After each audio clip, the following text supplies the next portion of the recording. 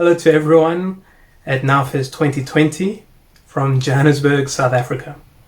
My name is Terry Stratis, and I'm the founder and CEO of Aristotle Consultancy, a behavior change consultancy that uses behavioral science for positive change in the health sector, finance, and many others. I'm super excited to be part of NowFest 2020. At Aristotle, we believe that behavioral science can improve people's lives around the world and simultaneously achieve societal and corporate goals. Today, I'll be talking a little bit about human-centered interventions for social good. We'll be focusing on how a toy improved the health of young children. Let's dive right in.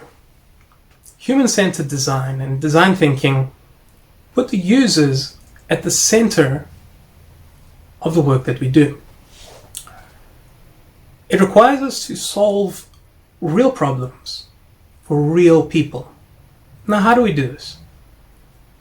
We need to embrace the point of views of our users, their experiences, their attitudes, and their environment. All these factors come together to create the context that we need to create behavioral interventions. The contextual environment influences choices, decisions, and behaviors.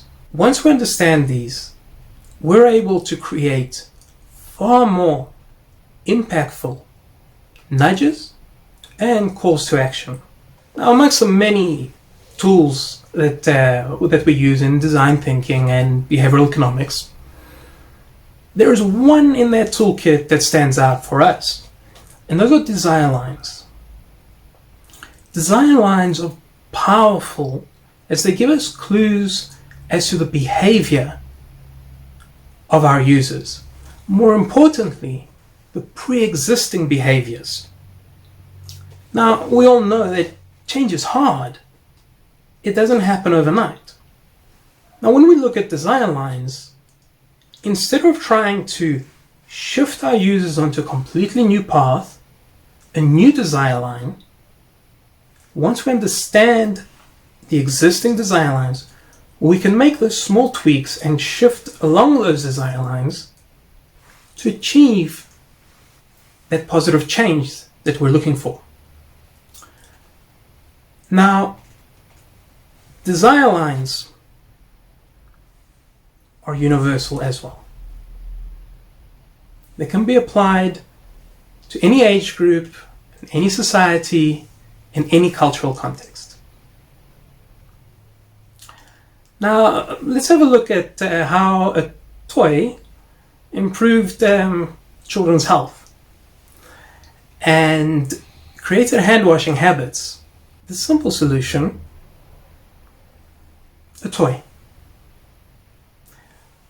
By taking a translucent bar of soap and embedding a small toy in the center of the soap, children needed to wash their hands frequently and consistently in order to reach the center of the soap and get the toy. Now, this informed our study and our work and influenced it rather dramatically. Here's how. We took the most powerful tool that we have, the desire lines, and we looked at what are the desire lines that children have. What are those pre-existing behaviors that exist there? What do we find? We found that from the ages of 2 through to 9 and 10 years old, all children have something in common. They enjoy playing. Whether it's playing games, playing with each other, or playing with a toy. So this was the first step. And this informed the need for a nudge. We knew that children know how to wash their hands, but we needed them to actually get to washing their hands, the inaction gap. So now in order to bridge that inaction gap, we introduced an incentive, the toy. So by combining desire lines, a nudge, an incentive, the toy, we were able to combine these and close that inaction gap to get children to wash their hands. What were the other features that we felt that were important? It needed to be salient, and it also needed to be low friction or no friction at all. The easier it was to use and the more inviting it was to use, the more effective the intervention would be. Now, what was really important for us was that it is contextually relevant to the user, in our case, a child. And playing is contextually relevant to a child. But what was more fascinating is the fact that it was universally contextual. What we mean by that? Often a criticism in behavioral science and economics are that interventions are not easily replicated from different cultures to different countries. So from South Africa to Brazil to India to New York. But children, no matter where they are, have the same context in mind when it comes to playing and with toys. Now, this universal context means that we can replicate this intervention globally. Its impacts for society will be enormous. Now, behavioral science and human-centered design,